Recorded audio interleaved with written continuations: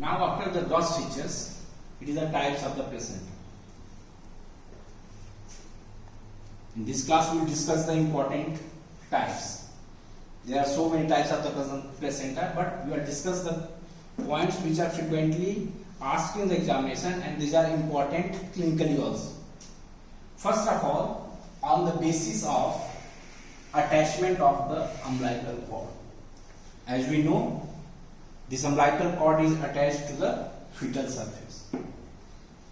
In a normal placenta, this umbilical cord is attached to the center of the placenta, a slightly eccentric in position.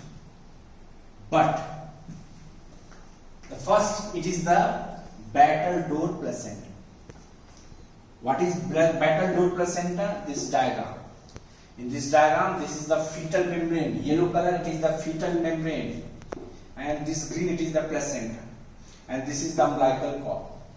In battledore placenta, this umbilical cord is attached to the margin of the placenta.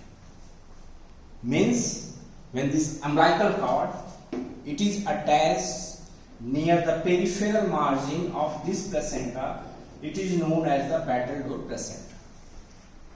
Now the second, it is the velamentous placenta. This diagram, it is the velamentous placenta. When the placenta umbilical cord is short in length and it is attached to the fetal membrane near the margin of the peripheral margin of the placenta, means it is attached to the fetal membrane near the peripheral margin of the placenta, and then vessels are radiating. Such type of placenta, it is the velamentous placenta. Now next, on the basis of degree of adhesion or the penetration of the placenta. As we know, this placenta is removed from the uterus after the birth of the child, after the parturition. Now, there are certain conditions when this placenta is not removed normally, and there are the three types. First, it is the placenta accreta. This placenta accreta, when the placenta is adhered pathologically to the decidua bacillus. Pathologically means it is not removed normally from the uterus. So it is firmly adhered to the decidua bacillus, then it is known as the placenta accreta. Now the second, it is the placenta increta. When this placenta penetrates the myometrium of the uterus. It is the endometrium that participates in the formation of the placenta. But if this placenta penetrates the wall of the myometrium, this is the placenta increta. Now the third, it is the placenta percreta. When this placenta penetrates entire wall of the uterus, whole wall of the uterus is penetrated by this placenta, it is known as the placenta percreta. Now see this diagram. In this diagram, the first, this placenta piercing almost whole wall of the uterus. This is the placenta percreta. While this is firmly adherent to the decidua bacillus, this is the placenta accreta. So in this diagram, it is the percreta and this is the accreta. Now there is another position of this placenta. This is known as the placenta previa. What is the placenta previa? As we know, the normal site of the implantation of the blastocyst is the upper posterior wall of the uterine segment, this region. It may be the anterior, but most commonly the posterior wall, upper segment of the uterus. Now sometimes when this blastocyst is implanted in the lower uterine segment, near or overlapping with the internal organ, then this condition is known as the placenta previa.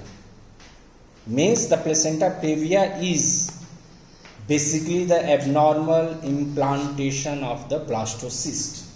It is not abnormality of the placenta, it is the abnormal site of the implantation that is known as the placenta previa. Now the finally last, the type of the tissue, according to the type of the tissue forming the placenta. In this, if you see the human type, it is the hemochoroidal type of the placenta. Why it is the hemochoroidal? Hemo part means blood. The mother blood is separated from the fetal blood by the walls formed by the chorion. So this is known as the hemochoroidal type. For example, it is the hemoendothelial type.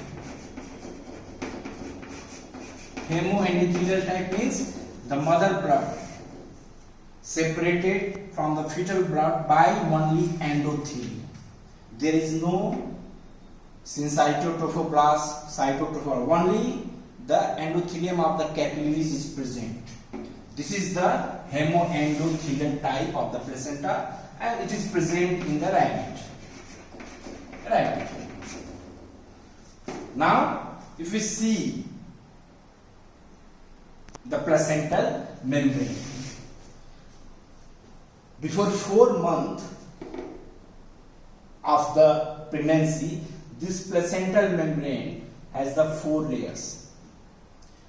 From outside to inside, it is the syncytotrophoblast, then cytotrophoblast, then mesoderm, or you can say extraembryonic mesoderm, and this is the endothelium of the capillaries along with basement membrane.